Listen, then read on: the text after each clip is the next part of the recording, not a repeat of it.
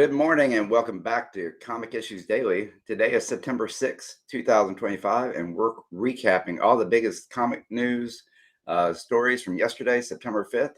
Our top story today, Absolute Batman 11, tops August sales charts. Jeff Lemire teases a secret new DC project, and Vertigo is officially returning at New York Comic Con. Plus, Marvel's X-Men of Apocalypse, Street Sharks making a comeback, and even a $200,000 comic book heist hitting the courts. Let's dive in. And before we do that, I want to say good morning, Shane. I like the name. All right. And Absolute Batman number 11 hits the top sales for the month. And according to Comic Book Club Live, DC had a monster month in August with Absolute Batman 11 claiming the top spot on sales charts. These oversized, the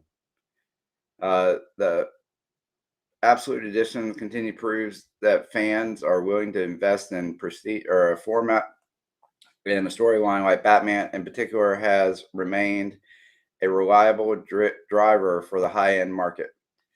Even with Marvel dominating floppy monthly floppies, DC's keeps carving out a strong ground in the collector space. The same report noted that Jeff Lemire teased a new secret DC project.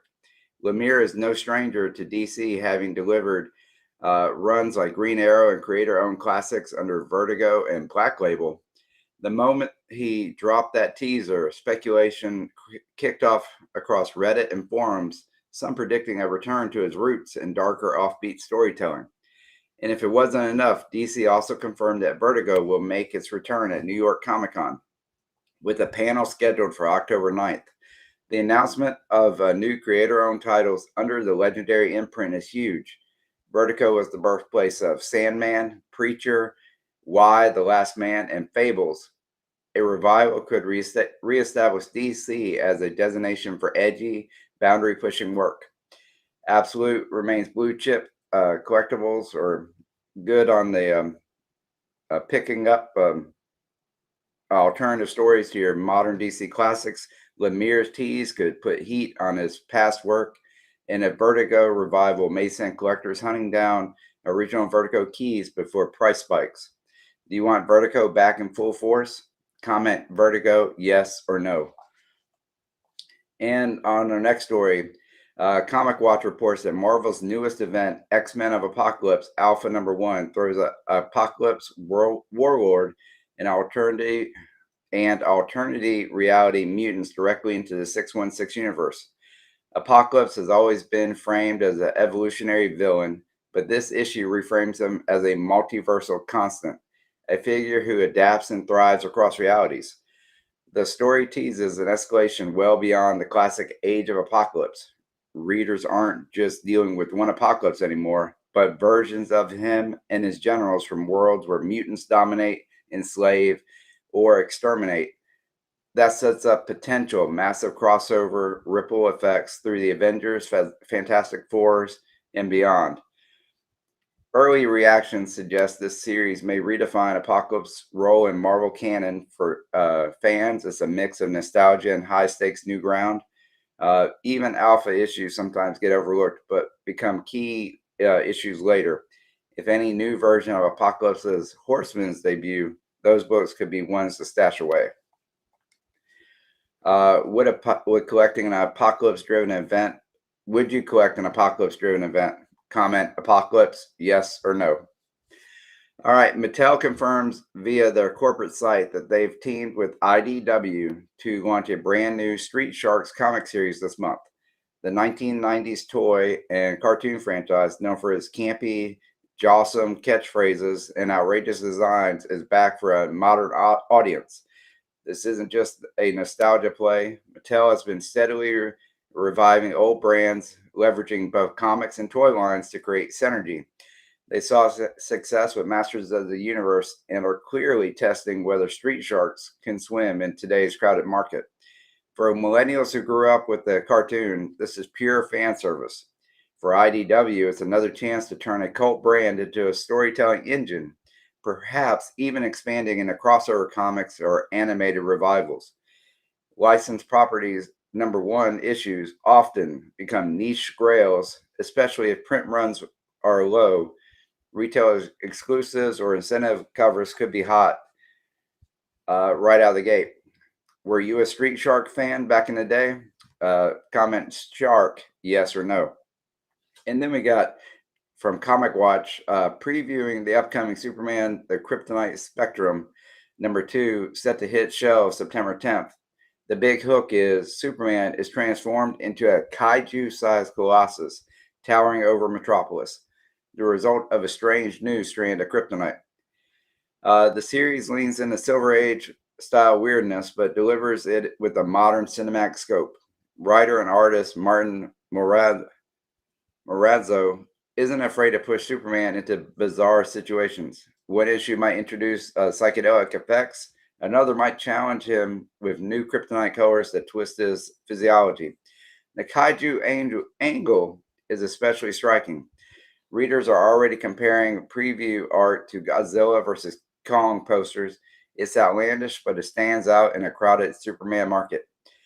Variants featuring Kaiju Superman could be a novelty grail. If DC canonizes any new kryptonite types, there'll be instant trivia points and potentially collectible keys. Would you read a story with a giant Kaiju Superman? Comment Kaiju yes or no. I don't know on that one. All right.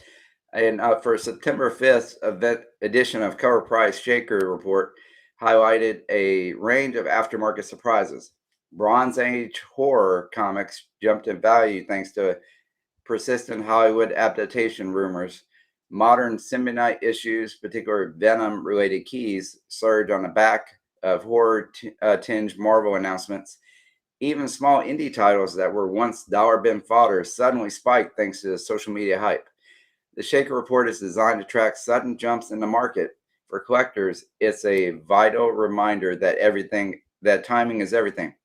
Catch a book before it peaks could mean the difference between doubling your money or being left holding the bag.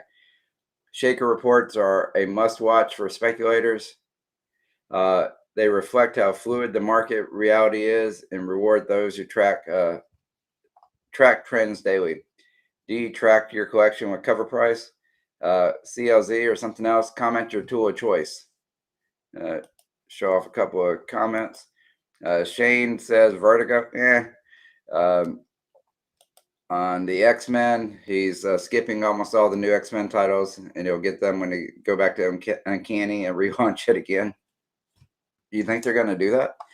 And on Superman, you're out on Superman, but you do like the Absolute title. I know I've read more of the Absolute title than I have anything else right now.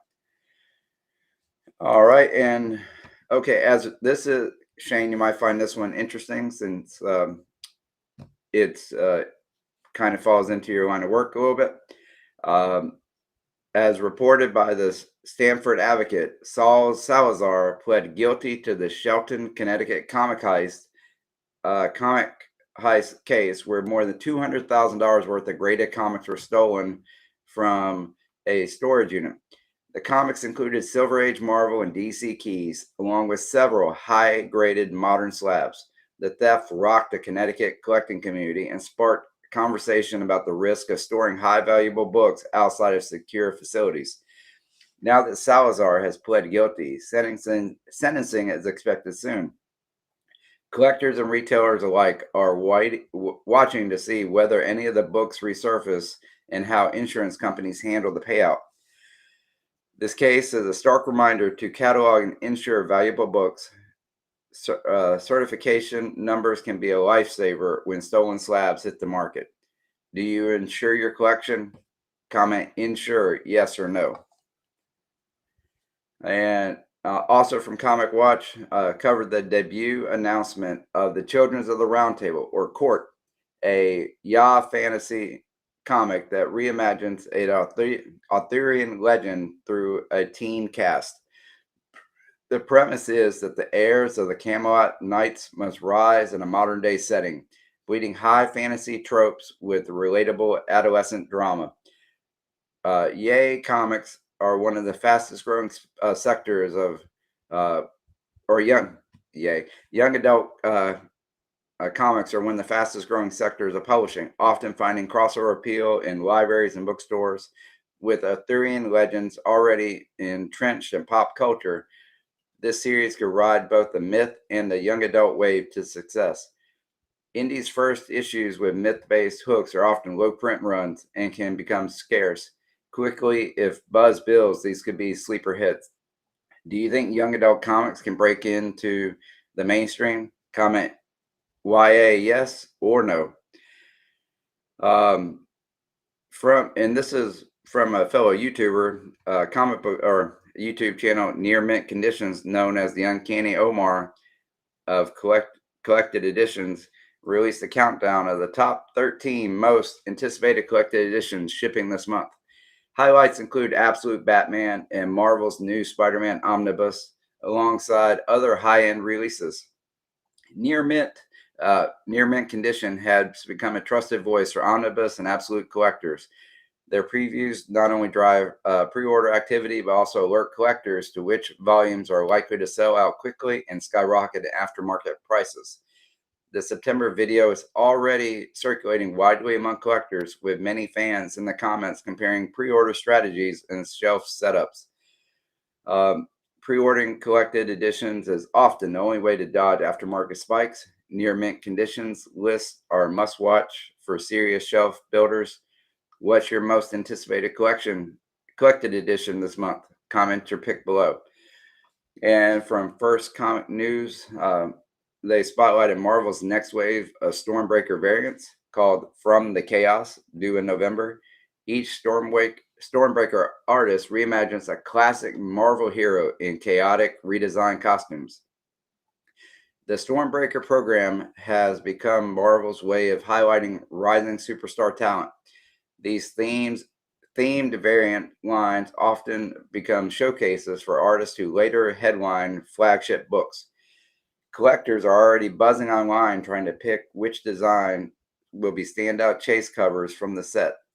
Stormbreaker covers have historically aged well, especially when the artist becomes a household name. Jumping on them early is often smart.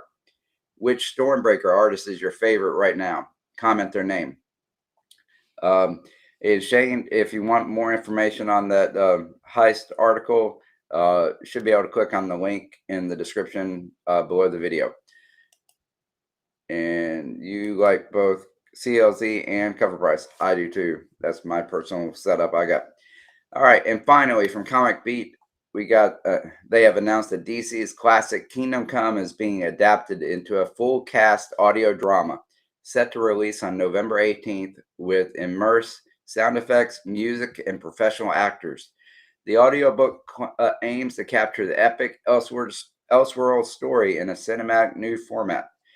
Timed to the 30th anniversary of Mark Waid and Alex Ross's masterpiece, the project underscores DC's push to expand its IP into multiple media formats. For longtime fans, it's a chance to revisit a definitive Superman story in a whole new way. For newcomers, it could be an entry point to one of DC's most celebrated graphic novels. Anniversary hype will likely boost demand of the original Kingdom Come issues and collected editions, expect those books to see renewed sales leading up to November. Would you listen to a comics audiobook? Comment audio yes or no.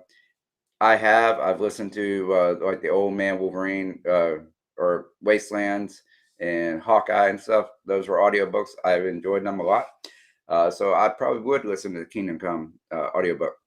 Well, that's a wrap on your recap for all the major stories from September 5th, 2025. Thank you for starting your morning with Comic Issues Daily.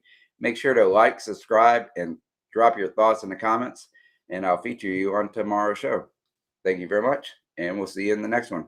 And I hope that all your issues are comics.